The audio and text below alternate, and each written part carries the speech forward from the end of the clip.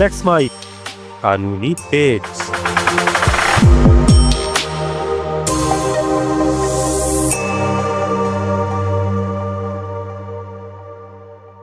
एक सभ्य समाज की असली पहचान इस बात से होती है कि वो अपनी महिलाओं के साथ कैसा व्यवहार करता है।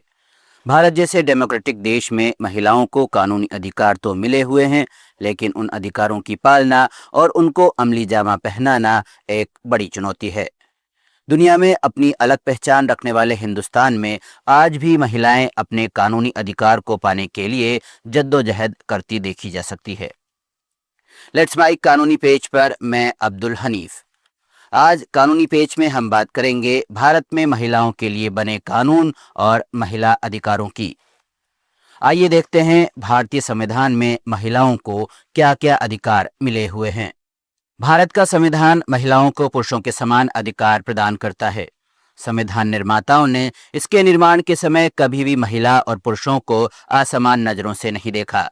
इसी का नतीजा है कि भारत के आईन यानी संविधान में कहीं भी लैंगिक असमानता के आधार पर भेदभाव देखने को नहीं मिलेगा। भारतीय संविधान का आर्टिकल 14 महिलाओं को पुरुषों के समान कानूनी समानता का अधिकार देता है। जो अधिकार कानूनी तौर से मर्दों को प्राप्त हैं, वहीं अधिकार महिलाओं को भी मिले हुए हैं। इन अधिकारों में जेंडर डिफरेंसेस से संबंधित कोई अंतर नहीं है। इसी तरह कॉन्स्टिट्यूशन का आर्टिकल 15 जेंडर डिफरेंसेस को रेस्ट्रिक्ट करता है। जहां महिलाओं के इकोनॉमिक एम्पावरमेंट की बात है, तो इस मामले पर भी इंडियन कॉन्स्टिट्यूशन महिलाओं को राइट्स देता है। आर्टिकल 16 महिलाओं को किसी भी पब्लिक सेक्टर या प्राइवेट सेक्टर की कंपनियों में समान रूप से नौकरी करने और कंपनी में समान रूप से व्यवहार पाने का अधिकार देता है।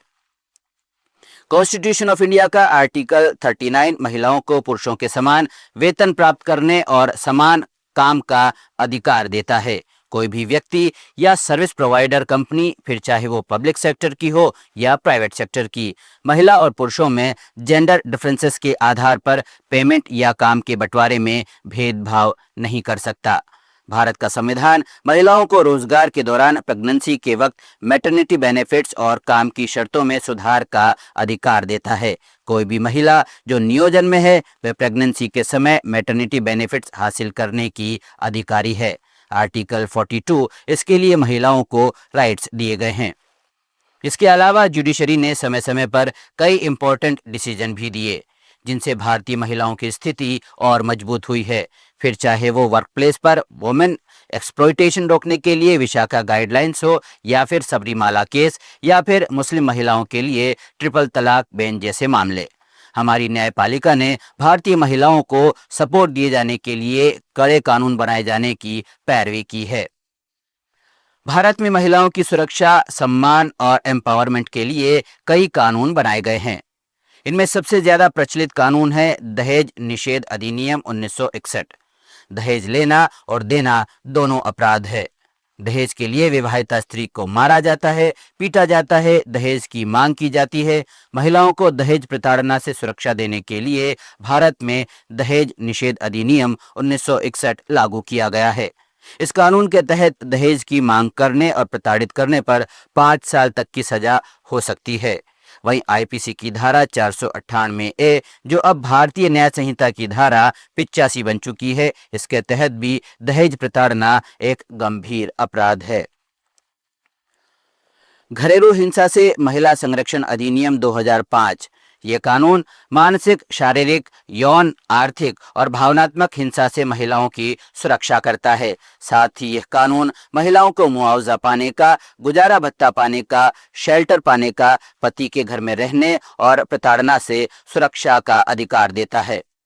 कार्यस्थल पर यौन उत्पीड़न रोकथाम निषेध निवारण अधिनियम 2013 भारत में कार्यस्थल पर महिलाओं का यौन उत्पीड़न रोकने के उद्देश्य से विशाखा गाइडलाइन के तहत 2013 में यह कानून लाया गया है।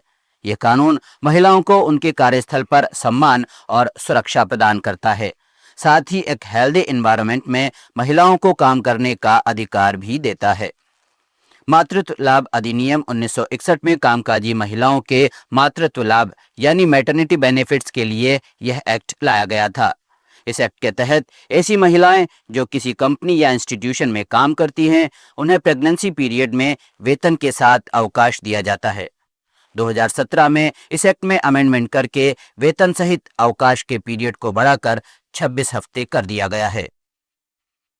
पोक्सो यानी यौन अपराध से बच्चों का संरक्षण अधिनियम 2012 देश में माइनर लड़कियों की सेक्सुअल मिसकंडक्ट की बढ़ती घटनाओं पर लगाम कसने के लिए यह कानून बनाया गया है।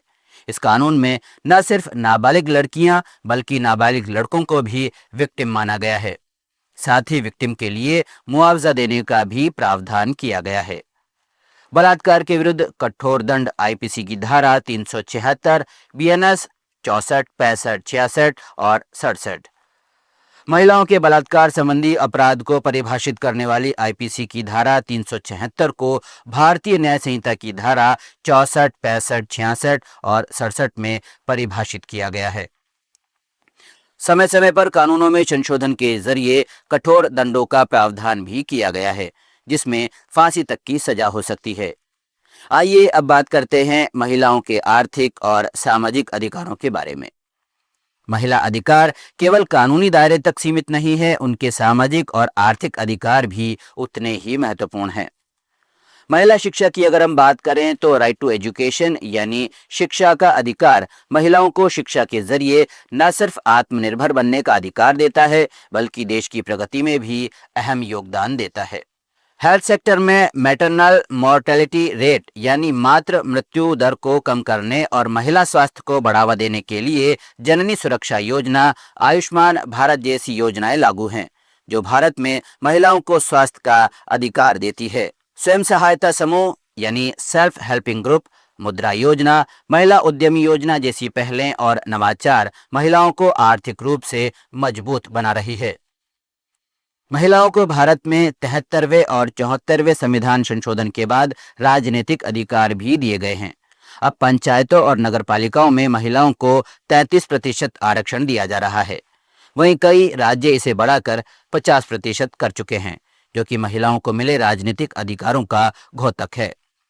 अब तक हमने जाना भारत में महिलाओं को किस तरह के और कहां तक कानूनी, सामाजिक और आर्थिक अधिकार मिले हुए हैं, मगर अब चर्चा करते हैं जमीनी हकीकत की। भले ही कानून और नीतियां मौजूद हों, लेकिन वास्तविकता यह है कि महिलाओं को अब भी समाज में बने रहने के लिए कई चुनौतियों का सामना करना पड़ता है।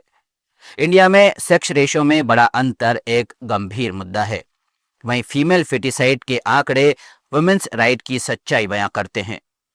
भारत में साल 2024 में प्रति 100 महिलाओं पर लगभग 106 पुरुष हैं, यानी पुरुषों की संख्या महिलाओं से अधिक है।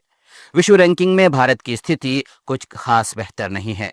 2025 में भारत में प्रत्येक 100 महिलाओं पर 106 पुरुष, जो इसे विश्व स्तर पर 13वें स्थान पर रखता है। यौन उत्पीड़न की बढ़ती घटनाएं, बलात्कार की बढ़ती घटनाएं, कार्यस्थलों पर असमान वेतन, घरेलू हिंसा और मानसिक उत्पीड़न, ऑनलाइन माध्यमों से साइबर बुलिंग और हैरेसमेंट, ये सब आम नज़ारे हम देखने को मिल सकते हैं। राष्ट्रीय अपराध रिकॉर्ड ब्यूरो एनसीआरबी के अनुसार महिलाओं के खिलाफ अपराधों की संख्या में चिंताजनक वृद्धि देखी गई है। भारत में महिलाओं के खिलाफ अपराधों के नवीनतम आंकड़े राष्ट्रीय अपराध रिकॉर्ड ब्यूरो एनसीआरबी की क्राइम इन इंडिया 2022 की रिपोर्ट में प्रकाशित हुए हैं। 2022 के आंकड़े महिलाओं की सुरक्षा को लेकर गंभीर चिंताओं को उजागर करते हैं। हालांकि 2023 की रिपोर्ट अभी जारी नहीं हुई है। साल 2022 में महिलाओं के खिलाफ अपराधों के कुल 4,45,256 मामले दर्ज किए गए हैं, जो साल 2021 की तुलना में 4% अधिक हैं, जो लगभग हर घंटे 51 एफआईआर दर्ज होने के बराबर है।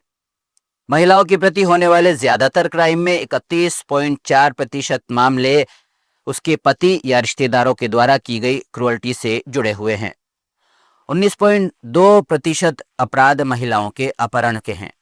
महिलाओं की मर्यादा भंग करने के इरादे से किए गए हमले का प्रतिशत 18.7% है। वहीं बलात्कार के 7.1% मामले दर्ज हुए हैं। इन चुनौतियों के बावजूद भारतीय महिलाएं हर क्षेत्र में आगे बढ़ रही है। अंतरिक्ष में जाने वाली भारतीय मूल की कल्पना चावला और सुनीता विलियम्स ने अंतर्राष्ट्रीय स्तर पर भारत का नाम रोशन किया है। स्पोर्ट्स की दुनिया में बॉक्सर मेरी कॉम और ओलंपिक में भारत को गौरव दिलाने वाली शटलर पीवी संधू को कौन नहीं जानता।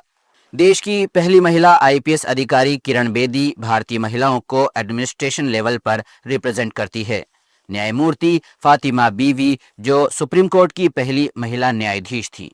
भारत की वर्तमान वित्त मंत्री निर्मला सीतारमण ये वो नाम हैं जिन्होंने साबित कर दिया कि नारी केवल शक्ति का प्रतीक नहीं बल्कि परिवर्तन की वाहक भी है। यदि हम एक मजबूत भारत की कल्पना करते हैं तो हमें वुमेन एम्पावरमेंट को प्रायोरिटी देनी होगी। बालिकाओं की शिक्षा को अनिवार्य और प्रोत्साहित करना होगा। खासतौर पर ग्रामीण इलाकों में इस विषय पर बेहतरीन काम करने की जरूरत है। हर गांव और कस्बे में महिला हेल्पलाइन और परामर्श केंद्र स्थापित करने के साथ ही गंभीरता के साथ इनका संचालन करना होगा। महिला अपराध से जुड़े मामलों के जल्द निपटारे के लिए त्वरित न्याय व्यवस्था कायम करनी होगी।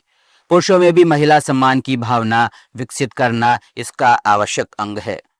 सामाजिक स्तर पर पितृसत्ता को चुनौती देना और बराबरी की सोच को बढ़ावा देना इसका अहम हिस्सा है। इस पूरे कार्यक्रम का सार यही है कि नारी अबला नहीं सबला है। उसे केवल संरक्षण नहीं समानता और सम्मान की आवश्यकता है। हम सभी का कर्तव्य है कि हम महिलाओं को उनके अधिकार दिलाने में सहयोग करें, चाहे वो कानून के माध्यम से हो, शिक्षा के जरिए हो या समाज की सोच बदलकर। आइए हम सब मिलकर एक ऐसे भारत की कल्पना करें जहां बेटी बोझ नहीं गर्व है, जहां नारी केवल रिश्तों में नहीं हर क्षेत्र में नेतृत्व करे। फिलहाल कानूनी पेज में इतना ही। हमारे साथ बने रहिए। हमारा ऐप डाउनलोड कीजिए, पेज को लाइक कीजिए और अगर किसी मामले पर आपका कानूनी पेज भी फंसा हुआ है तो हमें कमेंट करके जरूर बताइए। हम आपका पेज सुलझाने में मदद करेंगे। नमस्कार। आप सुन रहे थे let's mike more than radio. Follow कीजिए हमें हमारे सोशल मीडिया प्लेटफॉर्म्स पर। It's time for news. It's time for More Than Radio. Presenting the first radio news app, Let's Mic. Let's Mic, a news-based app on your phone where you get to watch and listen news, talk shows, interviews, radio show podcasts. On Let's Mic, you get all relevant information of TV, print, radio, podcast, and digital. Let's Mic talks about every segment of life.